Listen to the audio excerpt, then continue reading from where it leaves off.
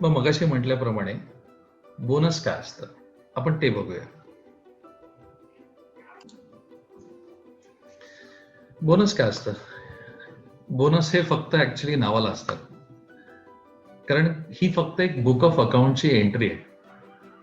कंपनीच्या खिशातून कुठलाही पैसा जात नाही, कंपनीचं कॅपिटल काही कमी होत नाही बोनस दिल्याने.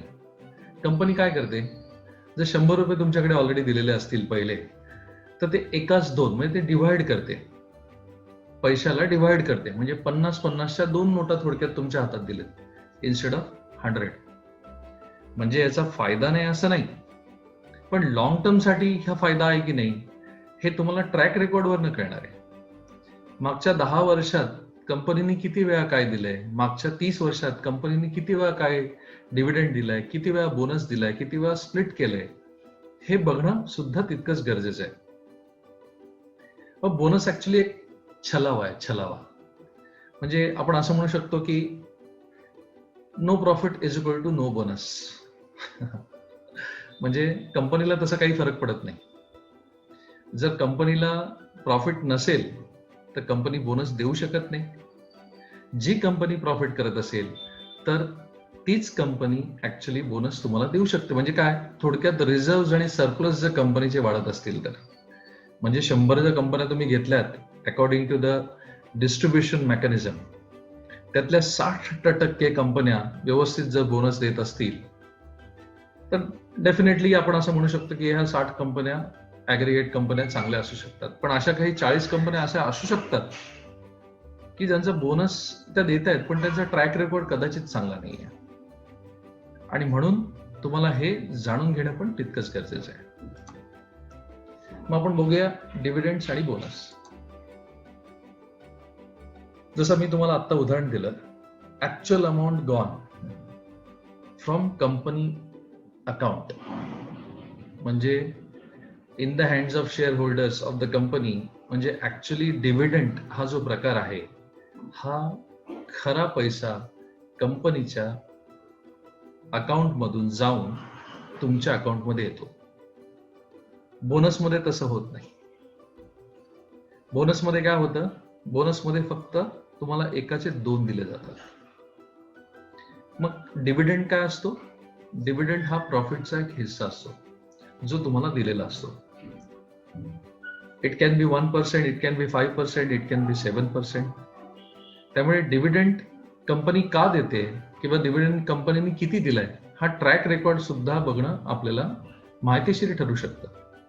आणि डिव्हिडंड देणाऱ्या कंपन्यांमध्ये इन्व्हेस्ट करायला काही हरकत नाही, पण त्यांची बॅलन्स शीट स्ट्रॉंग असली पाहिजे.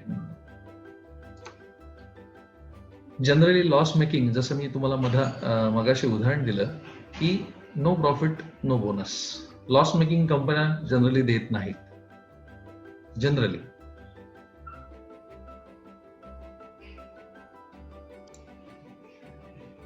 मग आता आपण बघूया स्टॉक स्प्लिट्स काय असतं.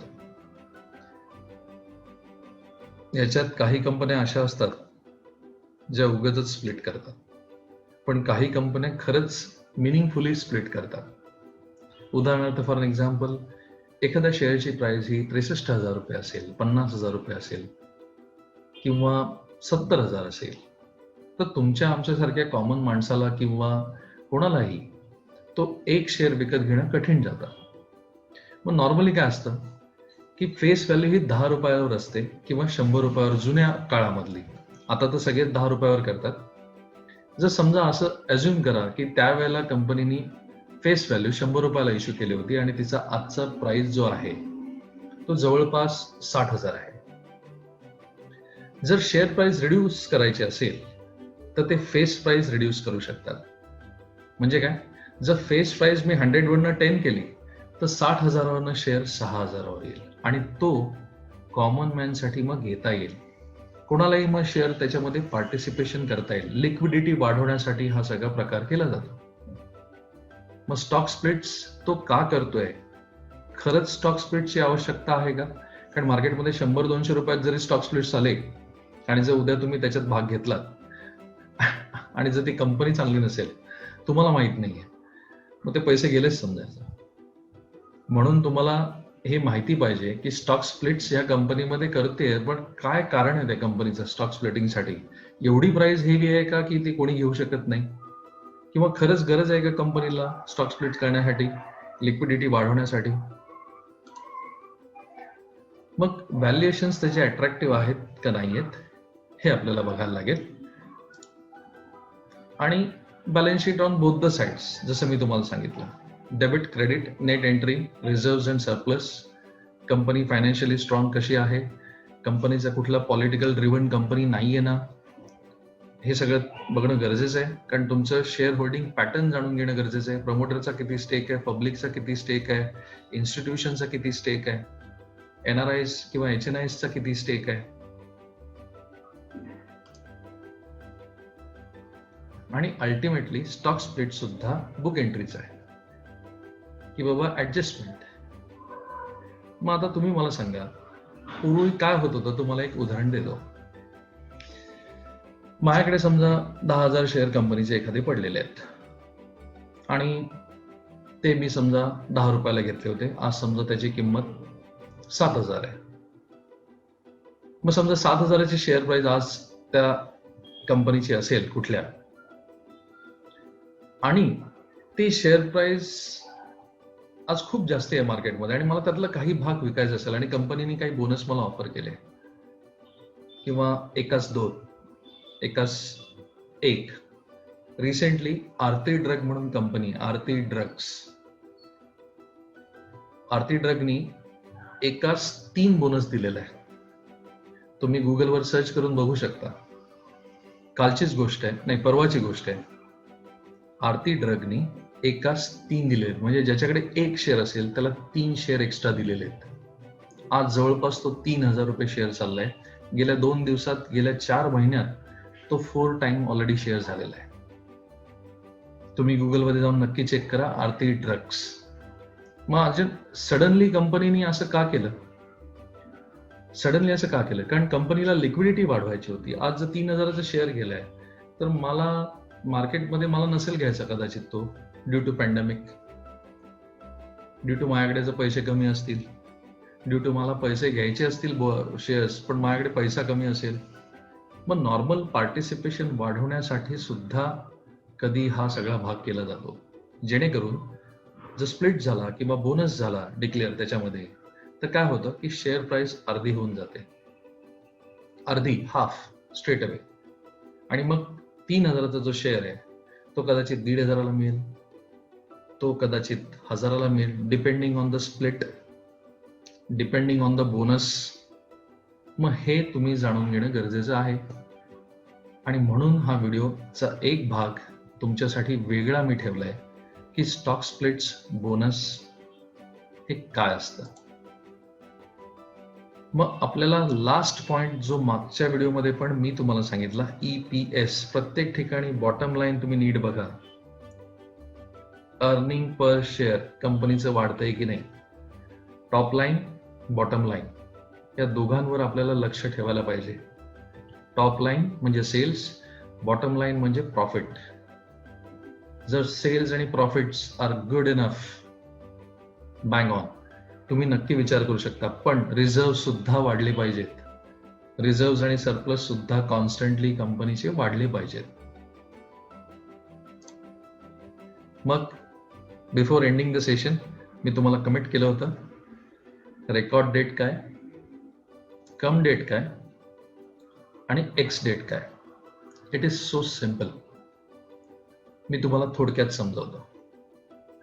समजा हे तिन्ही गोष्टींसाठी ऍप्लिकेबल होतं, राईट्स इश्यूसाठी, बोनससाठी, स्प्लिटसाठी, डिव्हिडंडसाठी, काहीही.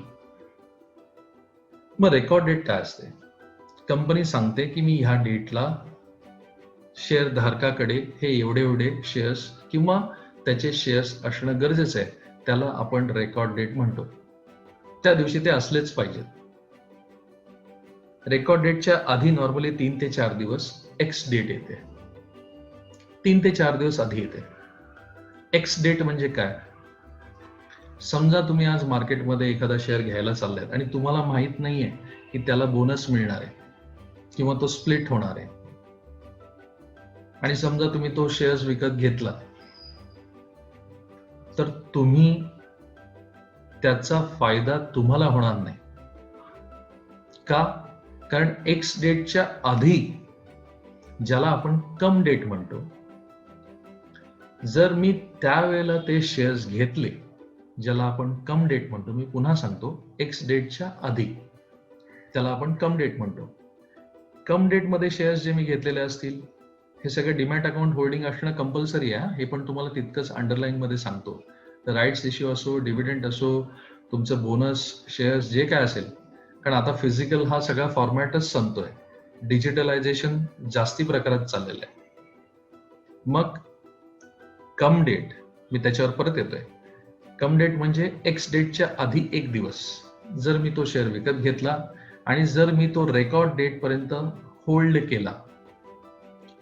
केला, विकला नाही, होल्ड केला, याचा अर्थ मी कंपनीचा शेअर धारक आहे आणि मी बोनससाठी एलिजिबल आहे, स्प्लिटसाठी सुद्धा एलिजिबल आहे आणि त्याच्यात मी पार्टिसिपेशन करू शकतो.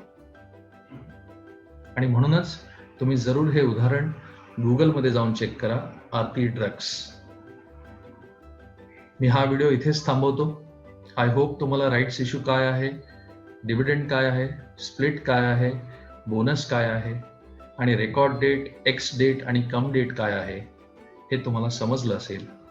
जर नसेल समजलं तर तुम्ही परत हा व्हिडिओ मागे जाऊन बघू शकता. तुमचे डाऊट्स मला विचारू शकता. माझा मोबाईल नंबर मी तुमच्याकडे दिलेला आहे, ईमेल ॲड्रेस सुद्धा तुमच्याकडे दिलेला आहे. हा मी व्हिडिओ इथेच थांबवतो. Thank you so much.